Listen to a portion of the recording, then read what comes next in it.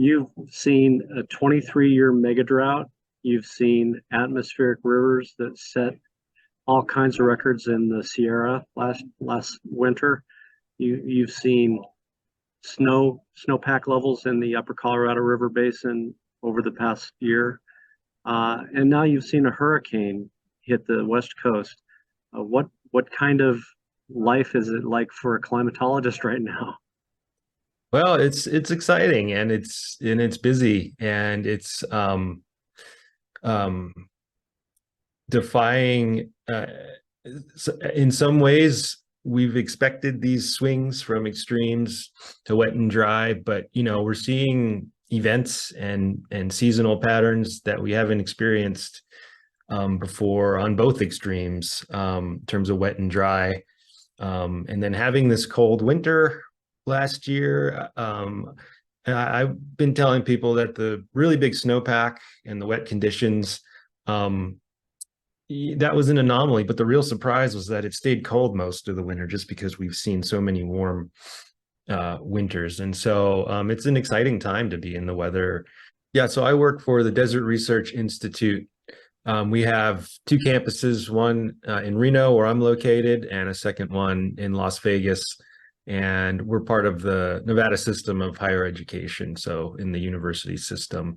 And I also work, I'm housed within the Reno DRI campus is the Western Regional Climate Center, which is where I'm also faculty there. Just recently, Hurricane Hilary blew through. Can you discuss at all the impacts on the region in terms of hydrology and water supply?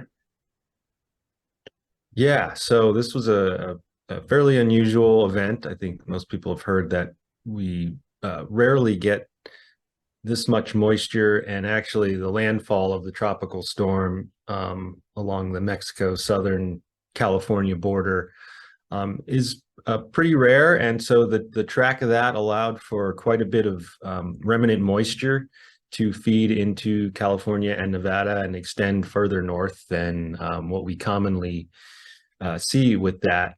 And so really the biggest hydrologic impacts from that were felt in Southern California and far southwest Nevada. So while Las Vegas Valley might have had, a half an inch of rain or so, you just went a little further west and north to the Spring Mountains, and there was pretty severe flash flooding.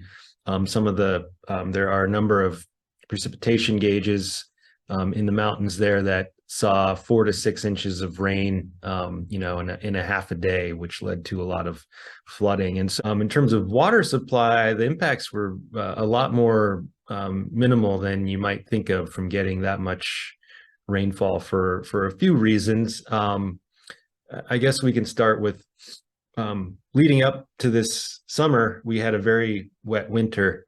And so outside of Lake Mead, if we're looking at the reservoirs in Southeast California, for example, most of them filled up near full brim by late spring, early summer.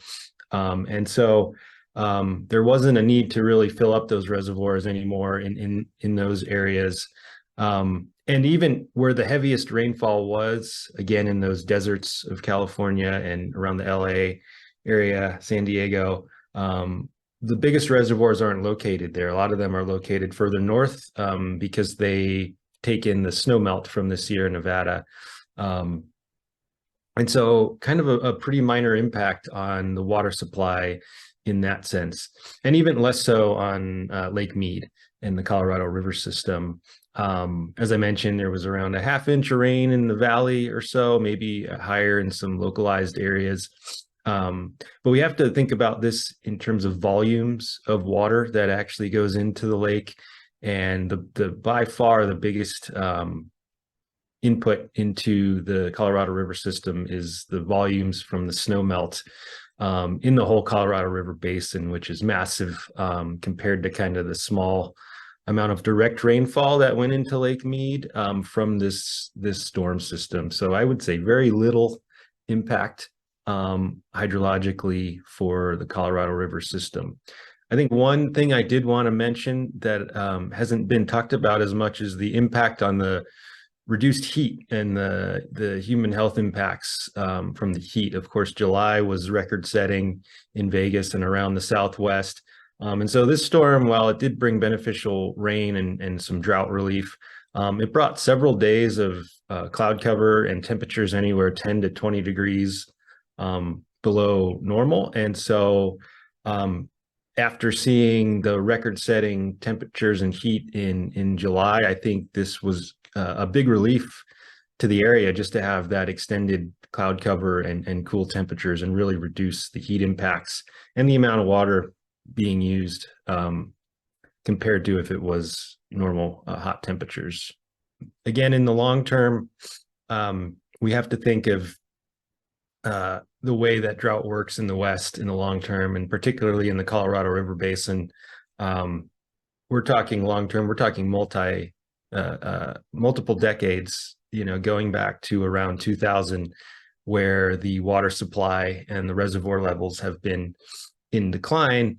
And so this individual event in that grand scheme of things is going to have very little impact on the long-term drought in terms of the Colorado River system. But in other areas outside of the water supply in the Colorado River system, some of these places received half or more, or even exceeded their annual precipitation with one event. And so this is going to have lingering effects going into the fall in reducing the drought impacts.